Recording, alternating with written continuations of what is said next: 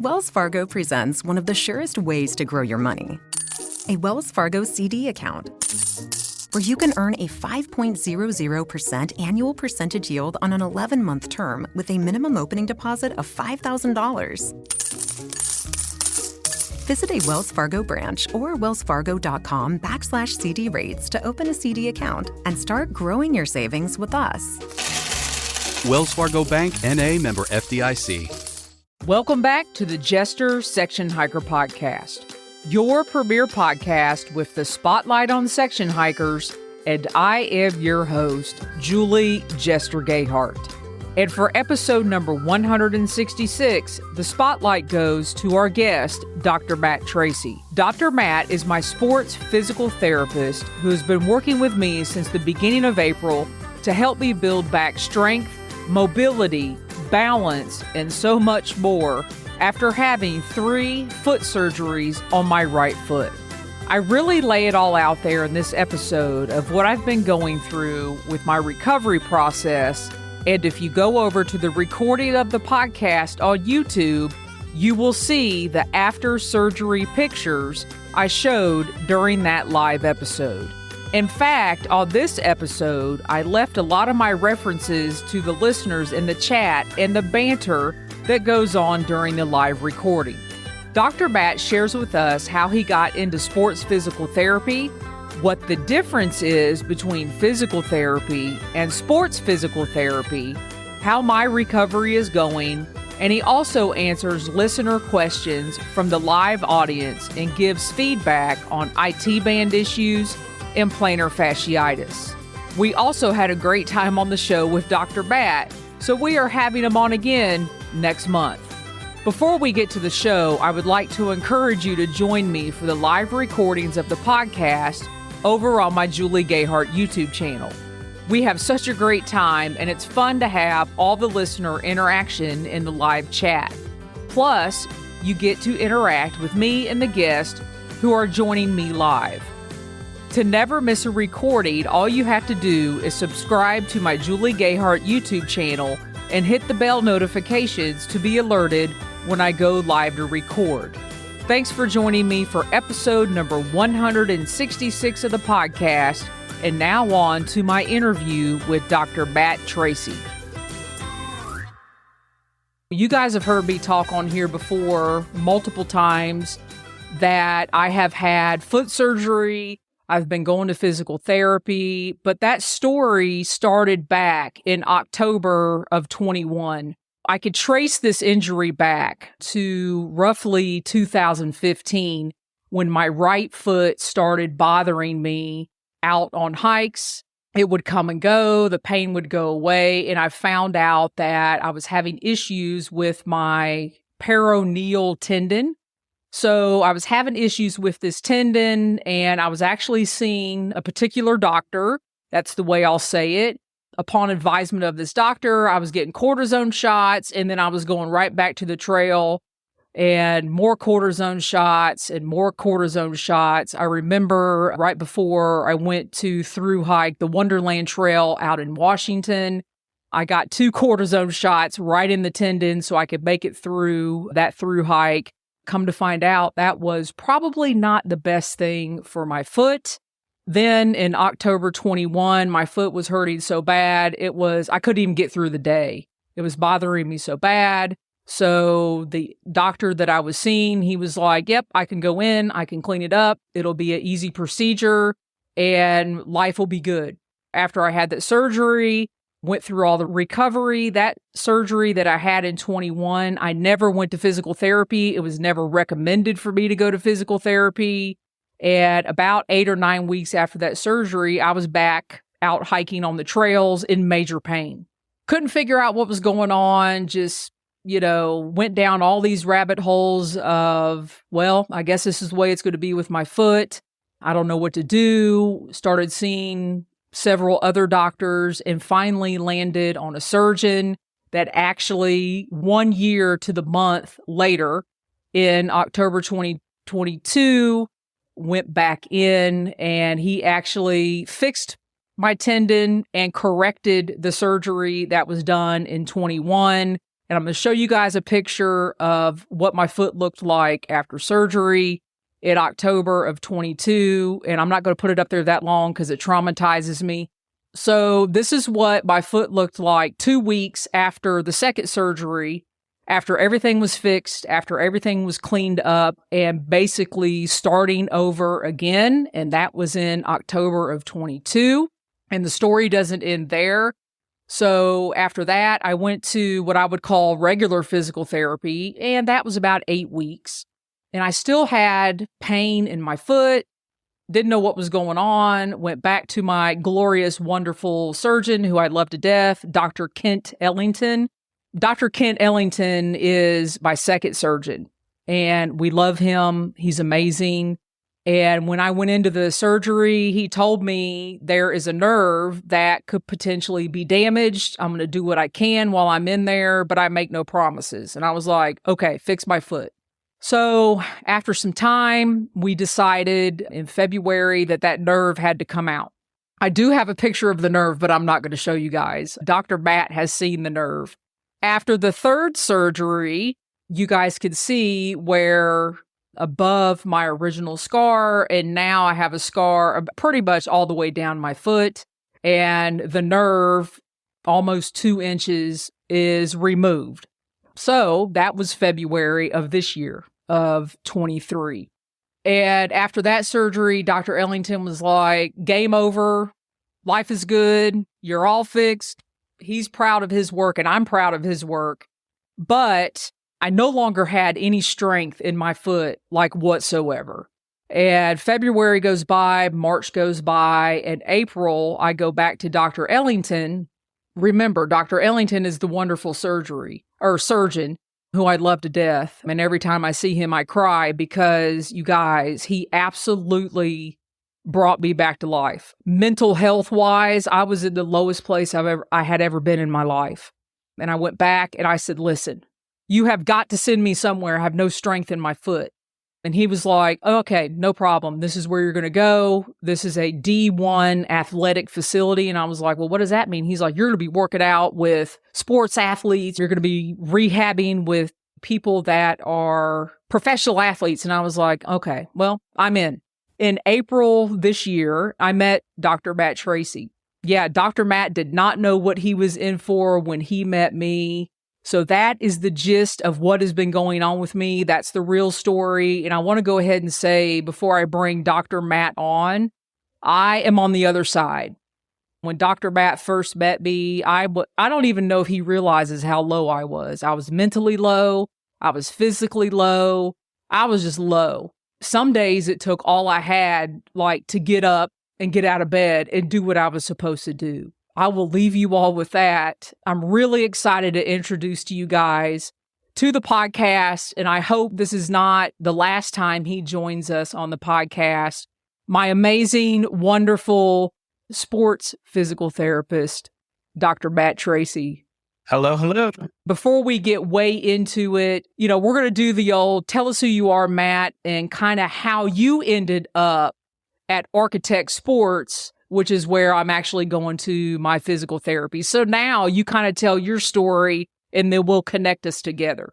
I guess we'll go all the way back to when I first started. So I'm from Connecticut originally. That's my hometown.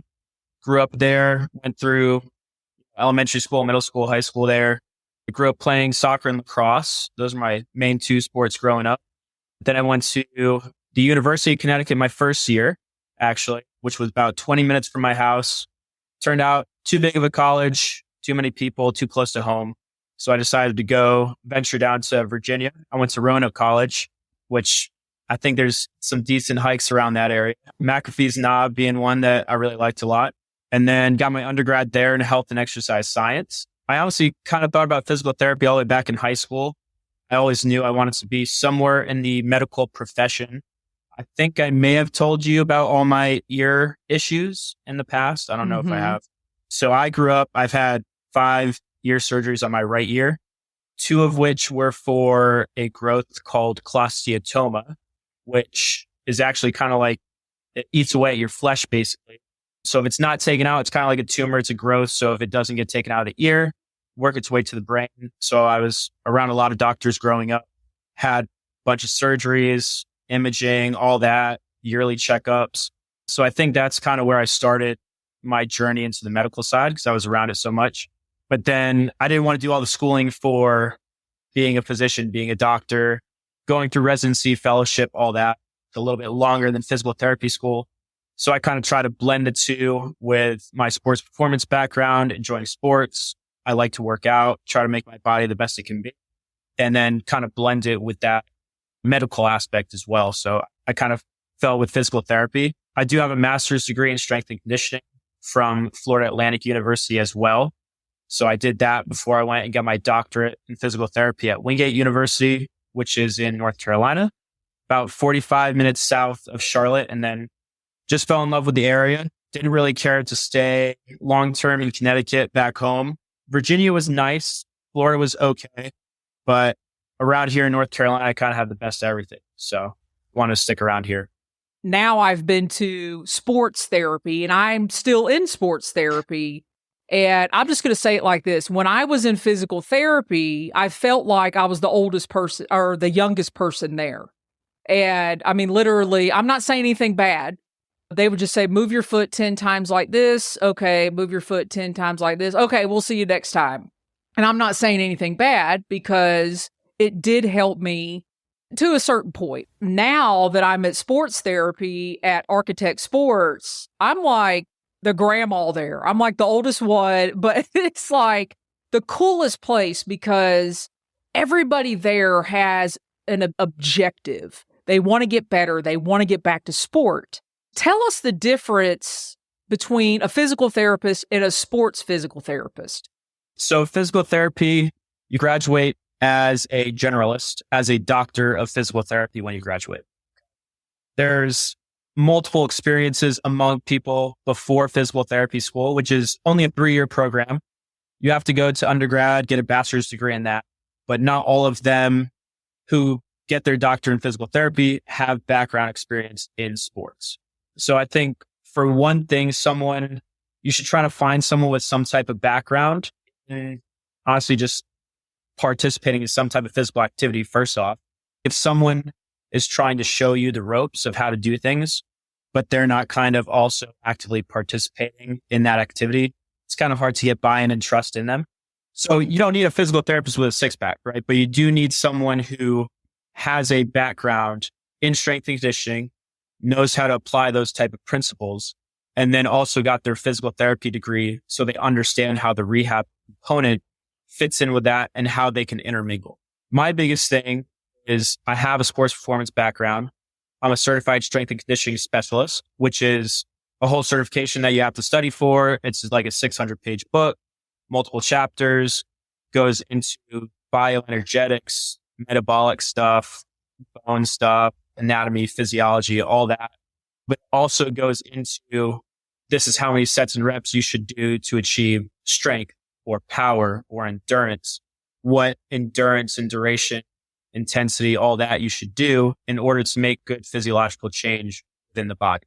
Physical therapy school doesn't really teach you too much of that. It will teach you, okay, you're lacking a certain degrees of range of motion, right? So if your ankle can go X amount of degrees one way versus the other, okay, we found a deficit, okay? Which is what I've done with you in the past, right? We check your ankle motion. It's lacking. We try to get it better, which it has been getting better. But just because you have that range of motion doesn't mean you can utilize it, right? And just because you can do, a few calf raises maybe, or a single calf raise, doesn't mean you're ready to go on a hike. You might be able to walk around the streets fine. That's great. Maybe go to the grocery store, get your groceries. And those are activities of daily living that you can do, right? Normal activities, but hiking, going for miles and miles is a different tax on the body than just, hey, let's go to the grocery store, groceries, go back home. Let's drive to work. Let's go to school, things like that, and then go home. Well, if you want to do activities outside of that, you need to do a little bit more than just walk around, stand up, right? So I'm a certified strength and conditioning specialist. I have a master's degree in strength and conditioning. My bachelor's degree was in health and exercise science. So there's just different degrees, and you should really try to read into physical therapist bio, which is usually available on the website. So my bio is available on Architect's website. and it goes into some of my certifications, right? Everybody at Architect has some type of sports performance background, which makes it so unique as a sports clinic and kind of sets us apart from just, an average clinic. One of the things that I don't think I've told the audience yet is I actually tried to not fire you, but just not come back. So I met Matt in, I'm going to say early April. I think that's when it was. I can't remember exactly. And I went and literally, Matt, I could not go up on my foot. I never saw anything like what you had coming in. I'm just going to say that right away. I never saw the fact that you had 2 peroneal tendons. One was a regular surgery. One was a repair on that tendon. And then you had a 3rd surgery after that, removing the nerve. My first thoughts were it's going to be really hard to even keep you in therapy. And I didn't tell you that. I haven't told you that yet. No, you haven't. You did tell me, though, you said this is going to take a long time. That's why I thought maybe she's just going to get up and leave and come back. And you never know, someone who's had multiple surgeries, are they just looking for the quick fix? And I've told you, people need surgery, no doubt about it.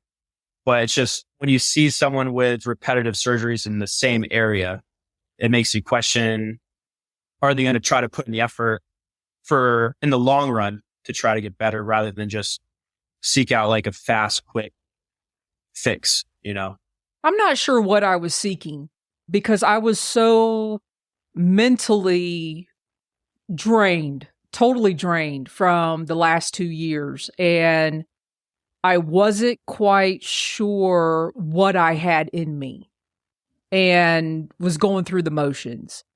And actually within the first, 2 weeks that I saw you, you were like, you made a comment to me. You said something about the top front of my foot. And I was like, well, I can't deal with this dude. And then I ended up having an MRI. So do you want to talk about that?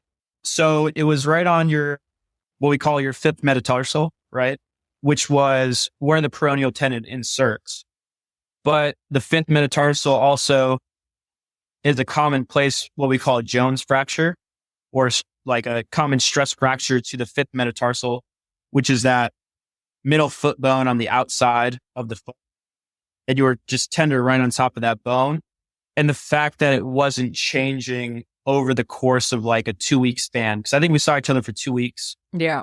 And typically my rule of thumb is if I'm seeing someone like 2 to 3 times a week for 2 weeks and they haven't shown really any improvement at all, and they're still super tender to a bony area, I typically recommend getting an image.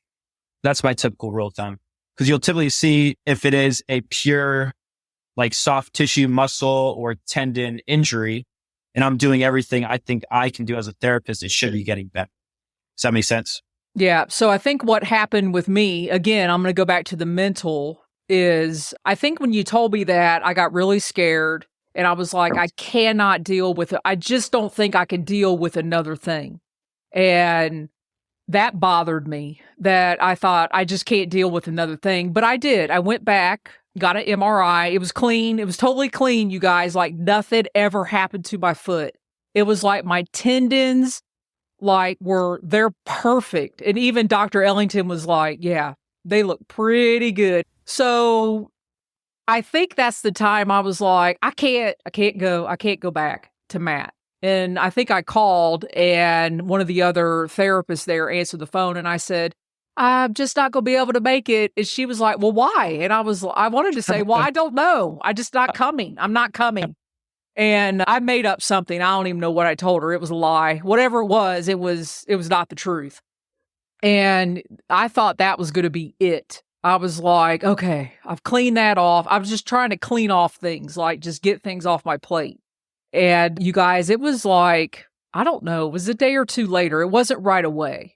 You texted me and you said, are you coming back? And I was like, man, who is this dude? What's up with this? And then I was like, he's texting me. I've never seen that before or heard of that. So why did you text me? I knew you needed therapy. So I knew based off of what I saw and what you wanted to get back to, the best thing for you was to get in to see me so we could work on the deficits that you have, right? So strength, range of motion, balance, all of that you need to work on. My biggest thing is, and I knew you probably didn't want to come back based off of like what was going on. And you can kind of tell when someone like cancels and doesn't like say, oh, like when can I get back in? That they don't care too much about getting in at that time. So my biggest goal is to understand, if I can, what can I do to help you? Right. So there's people who I reach out to, they get back to me. They still won't come in and see me, but I will send over exercises to them so they continue to do them at home. Right. Because that's my biggest goal at the end of the day. I chose a profession that I want to try to help people get back to what they love to do. At the end of the day, if you're not doing what you love to do, it's not a life worth living. Right. Right. So that's my biggest goal.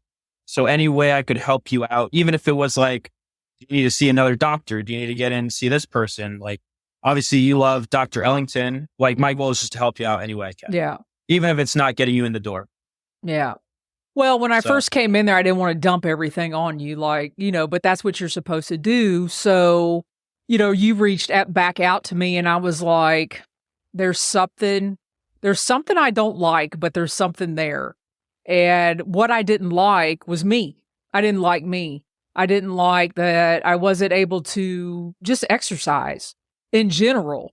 I had already come to the conclusion that I was like a YouTube hiker. I guess I'm just one of these that got all my hiking over with, and now I'm just going to, follow people on YouTube, which is not the good mental attitude to have. So I came back, and I remember very vividly you sat down with me. I don't know what I was doing, probably out of breath and sweating to death. And you sat down with me and you looked at me again, and you said, this is going to take a long time. And it took all I had not to start crying. And I don't know what I said, but inside I was like, yeah, I think I know. I think I figured this out. This out. And we never talked about that again. I just kept coming. So what was your perspective? You remember that, sitting down and saying this is going to take a long time? I think I told you that multiple times. Yeah. Probably that a lot. Yeah. I'll cry almost every session for the first couple of weeks. Yeah. Just to kind of remind you and set the expectation, Now that, okay, so I'm going back, and a switch went off, and I started getting better, and it killed me. It killed me to just hang on to the wall and go up and down one time. In the chat, people want to know if I was a good patient or if I am a good patient. So walk people through kind of your process with not only me, but kind of analyzing patients and right away what you get them doing. Because you guys, at this place, now the other physical therapy place, I was like, oh, I'm hurting. I don't think I could do it. Not this place. Matt and the other physical therapists there are like, nope, you can do more than you think you can. Do it. So walk everybody through, like, I guess my treatment process, if that's what you want to call it. What you've been having me do and what's happening. So initial evaluation, always, the basic stuff. Make sure range of motion is good. Okay. Does every joint move the way it's supposed to move? For you, ankle definitely wasn't moving like it was supposed to do, which you kind of already knew. I think. You told me my calf was half the size of my other one. So I was like, well, whatever. There's one that was much smaller, and it was the one that you had hurt. And, from there, it's just, you need to work on strength. You need to work on mobility. I got you up. We walked. We did a little walking assessment as well. I showed you where your feet were caving in, right? So you got flat footed when you walk, which again puts a lot of stress on all the toes, the ankle, and it goes all the way up the chain. And especially for anyone dealing with any type of injury, I always look from the ground up, especially if it's a lower body injury or even a low back injury, because if foot's not working the way it's supposed to work, all that energy that's supposed to absorb each is just going to go all the way up the body, right? So that can even lead to knee pain, hip pain, low back pain, what have you. So if you don't look at first for anybody, not even just you're missing a huge part of the problem. So I had you try to do a squat, try to do a lunge, all that. I had you balance, I think. Y'all, I'm going to go, it was pitiful. Yeah. It was. It was pathetic is what it was. And I was mad at myself. I'm like, I can't even do a lunge. I think it was actually almost harder for me in that moment, seeing how much was wrong. Because it's like, where do you start? And also, how do you communicate that to someone who knows there's something wrong? To me, the hardest thing is someone who knows there's something wrong already, like right off the bat. And then you're basically just showing them, oh yeah, you have all this stuff wrong with you. Whereas another athlete, it's like they're higher functioning. So it's kind of harder to pick out what might be wrong, but you find one thing and you hone in on it. And it's really easy because you just have to worry about that one thing. Whereas for you, you had a whole bunch of stuff going wrong. So hips were weak, which again, I talked to you about the hips being strong so that foot doesn't collapse in, the knees don't collapse in. Because at the end of the day, it doesn't matter how strong your arch of your foot is, or if your calves are super mobile and not tight, or if your ankles can move however they want to do. If your hips aren't strong either, those knees are going to collapse in, feet are going to collapse in. And again, that's just going to lead to more stress in areas that you don't want at the foot and the ankle, you know? I know you had me doing some kind of clams, or I was like, what? He's worried about my hips. I'm here for my foot. Yeah. And then I had you start doing the penguins too. You love those. Yeah, those suck. You love the penguins. And then I took them away from you for a little bit so you forget about them. And then I brought them back. You were doing therapy as well. So you do work on the foot, dry needling, we ice. Talk about that aspect of it. I sit you down. We usually do. And I didn't do this as much at first, which I didn't address the decrease in skin mobility as much and the scar tissue as much around your scar. I didn't do that as much at first. I don't know if you remember that. Oh, I remember. And I remember specifically you and Dr. Ellington said that my skin was like an alligator skin or like snake skin or I don't know what reptile. My foot was like a reptile. Something I've seen before, but it wasn't outside of a zoo. Let's just say that. It was definitely inside a zoo. I saw it. But yeah, usually so scraping is something that we utilize as a tool, which is that metal tool. Almost looks like a butter knife. We use cocoa butter and I'm literally scraping the scar tissue around the skin, around the scar to get the skin to move better. Because you have a skin layer, then you have a fascial layer, which is between the skin and the muscle, and then you have your muscle layer. So if one thing isn't mobile enough, the other one is also going to be restricted. So sometimes someone's muscle length can be fine, their fascia could be fine, but their skin can be so tight due to having such a big scar like you did, and you had multiple surgeries, so you're cut open multiple times, and that's just going to lead to even more scar tissue buildup. I think after probably the first month of limited progress, I started working a lot more on the skin and mobilizing that skin a lot more. And that's where we started seeing the most results in my opinion. Yeah. So on top of that, I'll scrape through peroneal sometime as well, especially since you did have a tendon repair. The dry needling, I utilize at time if it's super, super stiff. If I can usually make it loose with just my fingers and the scraping, I typically try to not utilize that. And I don't think we utilized dry needling right off the bat. No, remember I was scared of it and I wouldn't let you do it. And I came home, I was like, he has bruised me to death. I cannot deal with this. Oh, that's another thing too. You came in with a lot of bruising as well. Yeah. In the start. And that went down a lot when I started working on that as well. When I started letting you, I was like, you know what? I'm in. Whatever. Do whatever you want. Whatever. I mean, at this point, I got nothing to lose. Nothing. Yeah. And I try to do all the techniques I can do before I do the needling because I am someone who chose physical therapy as well because I want to be least invasive as possible. That being said, the needling can do stuff from a physiological standpoint that me with my hands with a scraper just cannot do. So the dry needling is to help loosen up the muscles, but it's also used to help activate the muscles too. So we put the stim on to activate the peroneals and those deep muscles that come through the side of the leg, just to give them a stimulus to activate them before doing activity. At the end of the session, if I do dry needle, we try to typically stay away from the ice and compression. If we hadn't needled though, or if it's looking swollen, anything like that, we have a game ready machine, which is super convenient. And it basically sends ice water through a sleeve. We have things for the knee and for the ankle. That's a super awesome tool that we have available to us as well. The vibration ball I introduced you to just recently. Which is awesome. Yeah.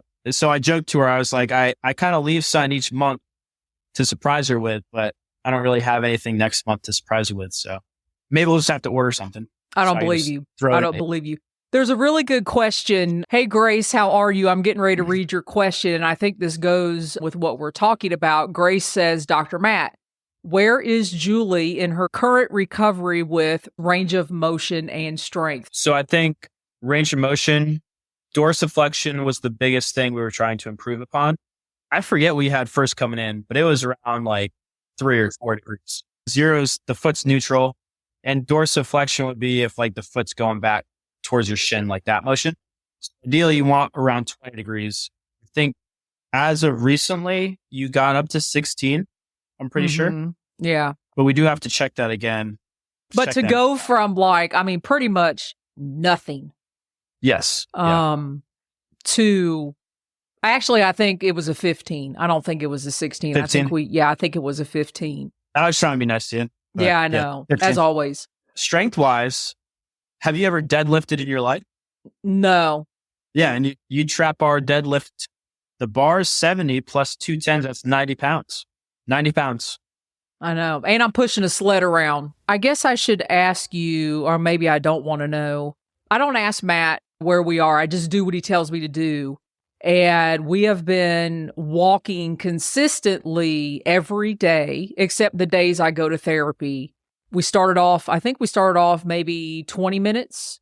Yeah. And then very flat. I walk in my neighborhood. I've been on some trails, not a lot. Okay. You know, I didn't go to Colorado and not get on a trail. Come on. Oh, I know. So I was on a trail last weekend, but I mean, not exercising. Okay. Not like, here we go. So I have not been on a hike. That's the truth. On what I would call a legitimate hike, because I do not want to mess up any of this. I am not going through this again. Like 0, not happening. I will do whatever it takes from now for the rest of my life to maintain strength, mobility, everything you're doing for me. So where do you think we are right now, like present time? To being able to hike?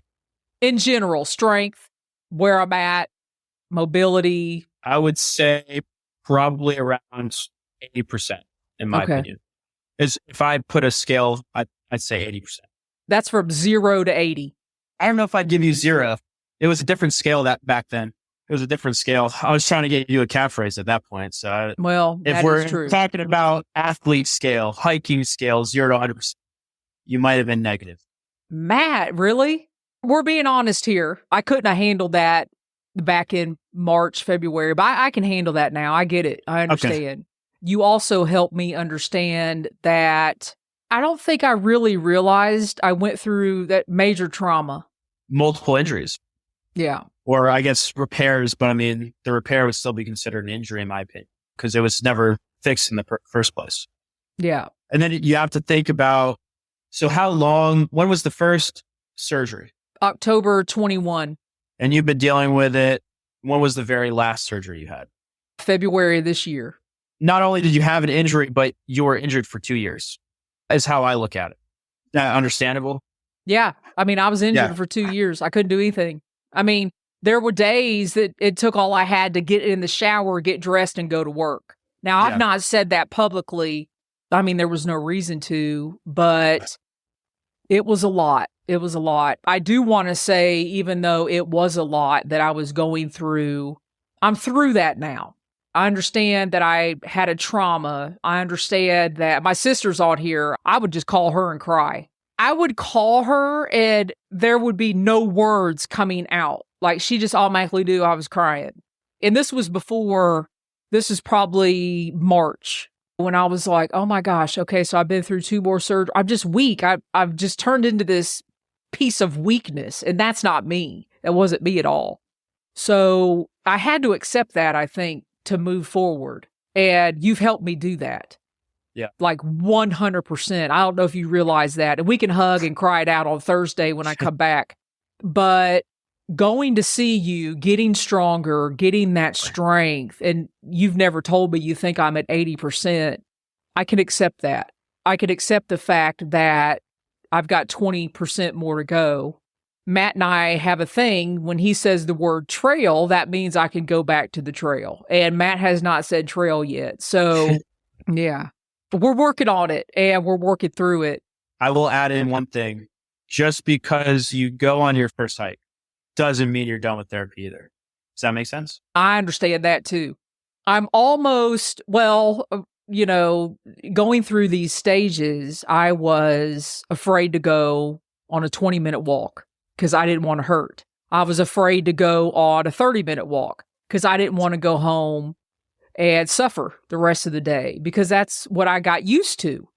I got used to, if I went out and walked or did anything, grocery store, go through the grocery store, go through wherever, go out to eat, I knew I was going to come home and suffer. And I just got to the point where I don't want to do anything because I'm done suffering. I've done enough. In my mind, I had made it up. I've done enough. I'm done suffering. It's been the weakness, and I had to accept that. And I accept the 80%. I'm good. I'm coming back. I'll be there Thursday. There you go. So we have a lot of comments in the chat. So Grace says, all things considered, you've come a long way. Yes. And I do have a very, very strong support system. And I'm very thankful and grateful for that. You never did answer if I was a good patient. Yes. 100%. Excellent. This is my sister. She says the short story is that the right people are out there. If it doesn't feel right, it's not. Trust your gut and keep it going until you find the right fit. That's 100%. And you want to be able to trust your doctor. But if you have any inkling, anything, it's not right. You know your body the most. Doesn't matter what kind of doctor you're talking to. It could be the best brain surgeon in the whole country, the best cardiologist in the whole country, tons of awards, best medical school in the country, went to Johns Hopkins, whatever. If you feel like something's off, I mean, you've been alive for however many years and there's something that changes and you're like, that's not right. That's never felt like that my whole life. It's not changing. Like, you need to keep finding someone that will do the right tests and will try to get you the right results. Because not every doctor has seen everything either, which is important to know. There can be doctors that miss things and they're necessarily a bad doctor as well, if that makes sense. So if something's not looking right, that's why you got to find new avenues. I think the biggest thing is to find a doctor that knows his or her limitations as well. Because, I mean, for example, I referred you for that pain you were having. I told you I think it'd be best to get an image. Yeah. Because it was something that I thought, like, I personally can't help you with. I can't take x-rays. I can't take MRI. I can't do certain different lab work that you might need. I referred you and I said, you should probably get checked out. The scary things are some doctors think they know everything and they just don't really care to refer out when they think you might need it. So honestly, my gut tells me my first surgery, I'll never say his name or anything. I think that he got in there and he was out of his wheelhouse and should have closed me back up, woke me up and said, I'm going to refer you now. Yeah. So, and it's an unfortunate situation because when you go into surgery, it's scary anyway. And you don't want to wake up and, have the doctor say, oh, it was great. I got in there and fixed everything. And you'll be walking in like 4 weeks. And that's what I thought. And here we are. So I do want to say that there were very, very, very dark moments. And I'm out of that. And I'm proud of myself for getting out of that, because you can ask my sister. She was like, girl, you got to get out of this. If that helps one person that listens to this episode, I think we've educated here. And, we've got questions and we've almost talked an hour, Matt. So I know. What we should do is maybe answer a couple questions, and then I think you should come back on. Yeah. Yeah, I think you should come back on next month. And we'll have a Ask Dr. Matt All right, Yeah. somebody in the chat, should we have Matt on next month? Put yes or no. The number one question that we got was about plantar fasciitis. The second question was about an IT band. And Jennifer, we'll address this first. Jennifer wants to know, have you had patients with chronic IT band syndrome that doesn't seem to get better with therapy? So I personally have never seen anybody with IT band syndrome that didn't respond well to therapy. And I talked to you about the questions, and it's hard without understanding like the whole physical exam that you went through to know how you were diagnosed, why you were diagnosed with IT band syndrome. Thanks for putting the picture up. But so there's a few things to consider. Tensor fascial latte, TFL for short, but that attaches to your IT band. So a lot of times people with TFL tightness, the TFL, the muscle is pulling on the IT band, and that's what's causing the stress at the knee, right? Some people have it rub up against the hip. So I also not sure which IT band syndrome you're dealing with. Either way, you kind of treat it the same way.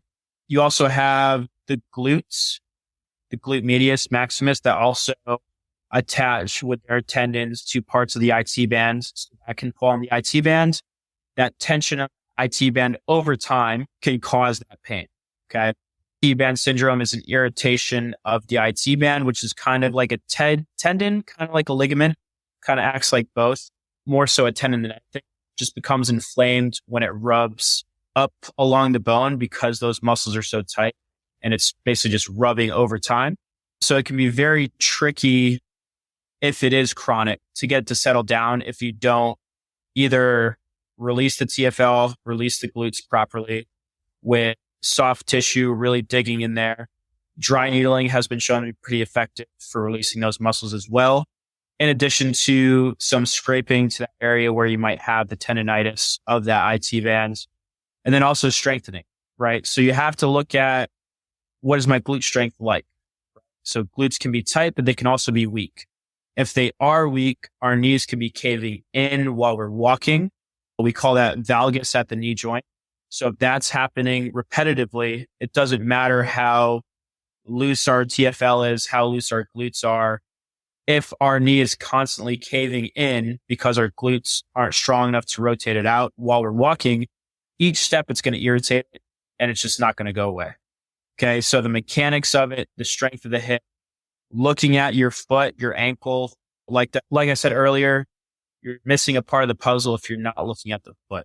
I know it's hip to knee is where the issue is, but what's happening at the foot, what's happening at the core muscles. When we talk about the foot caving in, it's like that medial arch where some people have posterior tibialis muscles that are weak, and that can also lead to foot drop. Some people just have more of a flat foot than others, and some people aren't really able to strengthen that muscle like they should. So insoles can sometimes help for that collapse. Some medial arch support there helps prevent that collapse, and that can help long term. And that kind of segues into plantar fasciitis too. The bottom line is, from someone that's received several months of sports therapy, what I've learned, everything is about strength, everything. And I know for me as a hiker, and Matt and I have talked about this, I didn't strengthen anything. I just wanted to go for that next hike. Here's what we do. And you and I talked about this yesterday, Matt. Section hikers specifically. We look at our vacation and then we go, okay, I can go, on this section of this trail that I've been trying to complete, and I can do 100 miles, and I got 5 days. Yeah. Okay. This is what I'm doing. Okay. So I know where I'm going. The next thing is, okay, my backpack, my gear, my tent. I'm worried about all these things, but I'm not worried about my body. We're so worried about our gear, and we're so worried about the weight of the backpack. And I can say this because that's what I worried about. I wasn't worried about my body because my body did what I wanted it to do until it didn't, because I didn't take care of it. So Matt and I have talked that hikers are athletes too. And if we have an event like a marathoner would train to the marathon and then run the marathon, but we don't do that as hikers. Leading into what you and I were saying, it's almost an addiction. Hiking is an addiction. And Yep. tell everybody what you told me yesterday. Yeah. And I don't want it to come across the wrong way, but I told Julie that hikers are kind of just trying to chase that next high rather than trying to focus on like yourselves, right? You're kind of neglectful to yourselves and you're just there to immerse yourself in something other than yourself, which is nature, going on these hikes, looking at these beautiful views, conquering whatever trail it might be. Julie was talking about the gear, getting like the best backpack or best this or that, best hiking boots, whatever it might be that you're trying to get. It's putting more of value on all your extrinsic factors, right? Rather than intrinsic with yourself. Okay. So you're almost being neglectful to yourself and your own body because you're trying to chase that next thing. I think we talked about that just this past week, kind of how other athletes they chase performance metrics, right? And you're a college football athlete trying to go to the NFL. You go to the NFL combine, right? And you test, what's my 40-yard dash? What's my 5-10-5 agility shuttle? What's my vertical jump? What's my broad jump? What's my this? What's my that? How much can I bench? And it doesn't have to be the same metrics for hikers. You guys should still be training to improve yourself physically in order to go on those longer hikes. Because hiking is not something, at least in today's age, that's natural. It might have been when we were hunter-gatherers back in the day. Now it's more of an athletic event. If you look at what the average human being does on a day-to-day basis, it's not hiking. One of the questions we had was actually from a thru hiker. I'm going to throw this up. And Matt, I told you about this yesterday. This gentleman completed his thru hike in July, and his left heel still hurts when he walks barefoot. Feet could not handle a recent hike of 8 miles. This hiker decided they were going to take 60 days off. Ask Dr. Matt if this is normal. You should never have pain, because I think I told you some pain is normal. Yeah. You're going to have aches and pains. You're going to have soreness. But if it gets to the point where you're hiking and it's like debilitating, you're like, oh my God, this really hurts. I know I'm not going to be able to like get up and walk the next day, but I'm still going to do this hike anyways. You kind of teeter in the line a little bit, So it's a complicated, it's not like white or black, right? It's a gray area. So there's not a concrete answer onto pushing through X amount of pain. Yeah. But you have to figure out what your body is like and not try to just chase that next high and do whatever you can to try to chase that next high. You need to think about your body and put a lot of effort into, okay, this is what I need for myself right now. Who cares if I can't do this one hike today? Yeah. And that's the mindset that I have going forward, because I'm looking forward to not working and I want to hike as much as possible. But if I would have kept going the way I was going, it wasn't going to happen. I was going to be a YouTube hiker. I mean, that was going to be the end of it. We've had a lot of amazing comments in the chat. Endeavor to persevere. Grace says there is a lot to be said for strength training and building up to a section hike or a through hike. Yes, that's going to be my mantra from now on. And she agrees most hikers don't prepare properly due to it's just a hike. Roger says, I think many hikers view hiking as merely a walking through the woods and therefore do not see themselves as athletes who need to train. Yeah, very true. Before we leave, we're going to talk about the number one question, the number one thing I always get, and I'm sure the number one thing you always get. Everybody, when their foot hurts, they automatically have plantar fasciitis. Let's touch on this real quick, and then you're going to come back, Matt. That's just the end of it. Yeah. I think maybe next time we can hit more on like the nutrition stuff. Yeah, we failed that too. Sorry, people, we failed. But we're coming back. All right. So we'll talk more about the performance side, maybe. Yeah. All right. I'm going to switch the screen as you start talking about plantar fasciitis, because I think I've got, do I have a picture? I think so. I do. Just a general picture. There we go. At least it sets the tone. Yeah. So plantar fasciitis simply occurs where that red area is near that heel bone, where the plantar fascia inserts. That's not to say you can't have pain in other places, but that's typically where you will see the pain localize. So if you are coming in for a physical exam and you have foot pain, I'm looking to see maybe if you have plantar fasciitis, that would be my first target. The majority of the time, what the research shows is tenderness right to the calcaneal tuberosity, which is where that plantar fascia inserts. That has shown to be the most efficient way through a physical exam of determining whether you have plantar fasciitis, along with if your pain is more pronounced with the first few steps in the morning. So as soon as you get up out of bed, you're taking some steps, you start to have pain in that specific area. It can also be after you sit down for a long time, let's say a few hours, long car ride, or you're doing a desk job where you're sitting down for long hours. You got to stand up and you're walking and you're having a lot of stiffness and pain in that area where you see the redness, okay, in that picture. There's one study from New York. It was Dr. Positano. He did diagnostic ultrasounds on 143 patients diagnosed with plantar fasciitis. So they were already diagnosed by someone saying they had plantar fasciitis. With the imaging, which is the best way of determining if that tendon, that plantar fascia tendon is inflamed or irritated, the best way to diagnose that is through ultrasound imaging. 73% of the participants were confirmed to have plantar fasciitis with that imaging. That means 27% of the patients were misdiagnosed based off of this study. So that's almost a third of people, according to this study, are misdiagnosed with plantar fasciitis just because they have foot pain on the bottom of their foot.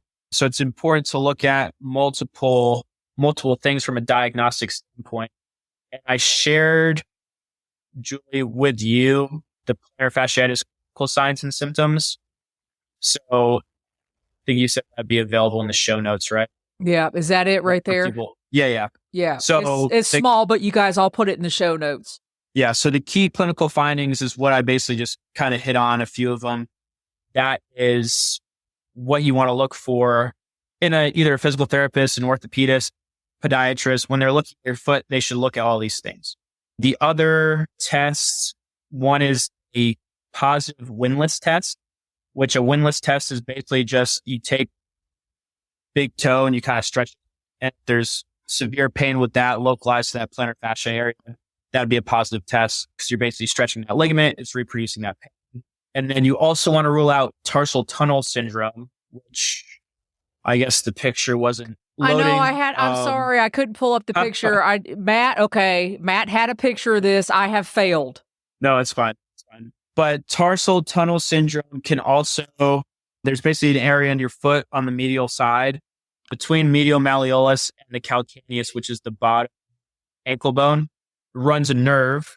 There's a tarsal tunnel that runs through there and can pinch on that nerve. And that can refer pain with similar movements to plantar fasciitis, reproduce pain similar to plantar fasciitis, right? So you want to do certain tests and measures of that nerve as well to just make sure that might not be a tarsal tunnel syndrome, which is more of a nerve impingement that's referring pain to the bottom of your foot. Okay. So I think biggest thing for me is like, make sure based off all the tests and measures that it's definitely plantar fasciitis. Preferably you go see a sports medicine doctor who has ultrasound imaging so he could diagnose whether you actually do or do not have plantar fasciitis. So you shouldn't go to the doctor and they say you have plantar fasciitis and say you need orthotics and have a good day. Yes, correct. They should actually touch your foot, ask you questions about when it hurts, why it hurts, touch your foot, make you do some stuff and do different tests to see, do all these signs and symptoms line up with this clinical presentation? Because a lot of times doctors will say, oh, you have pain on the bottom of your foot when you're walking. That's plantar fasciitis. Yeah.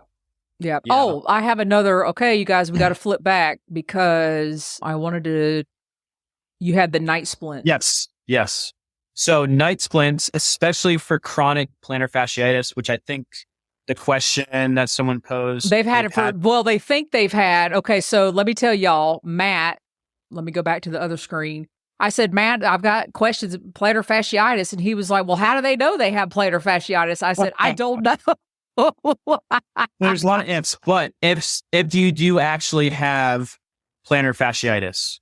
Night splints have been shown for chronic plantar fasciitis. That means if you've been dealing with it for 3+ months, night splints, as shown in this picture, there's another night splint that's more of like a sock too. So they have a bunch of different ones on Amazon you can buy, but it basically puts your toes into a little bit more extension and also stretches out that foot.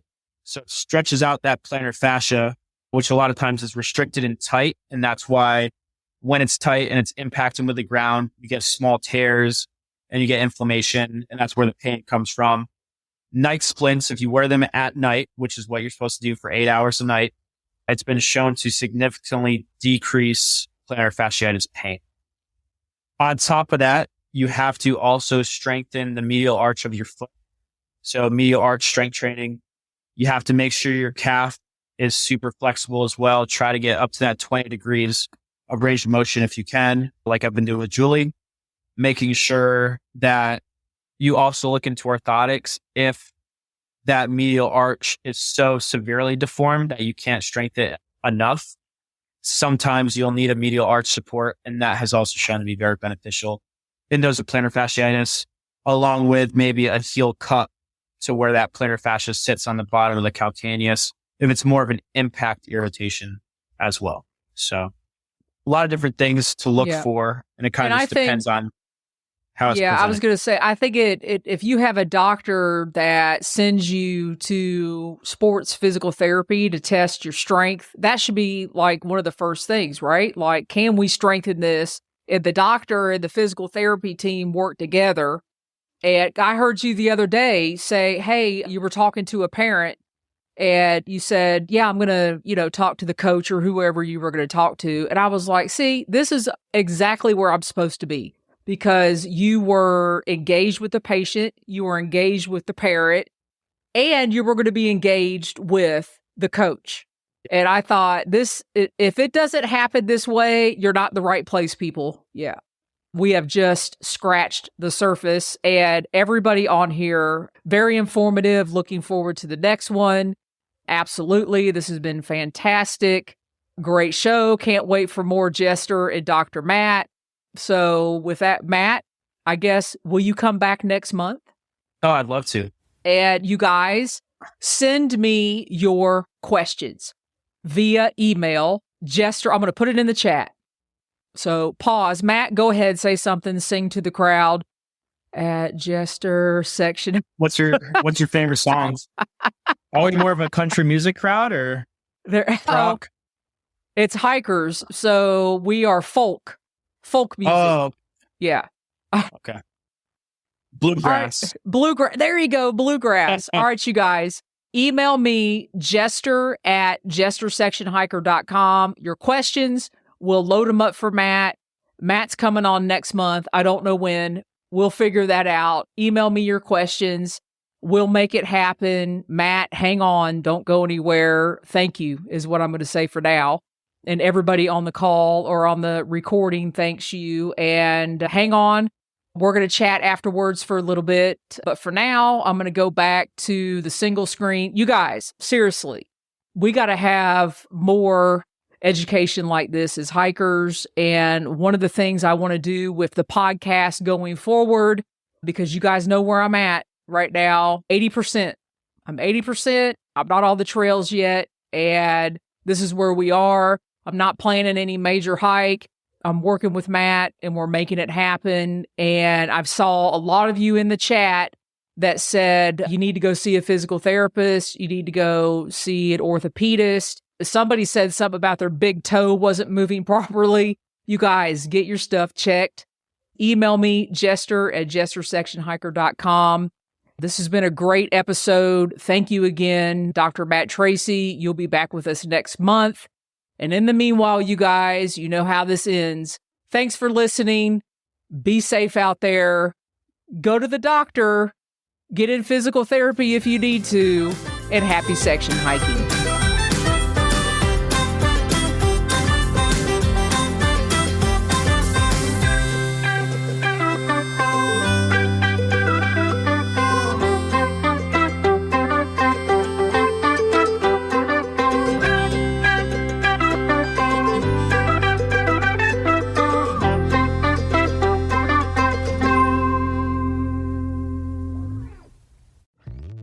Hello, saver.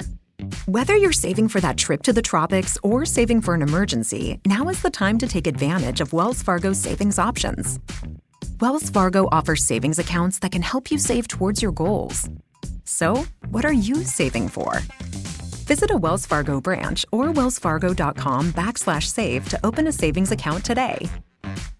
Wells Fargo Bank, N.A., member FDIC.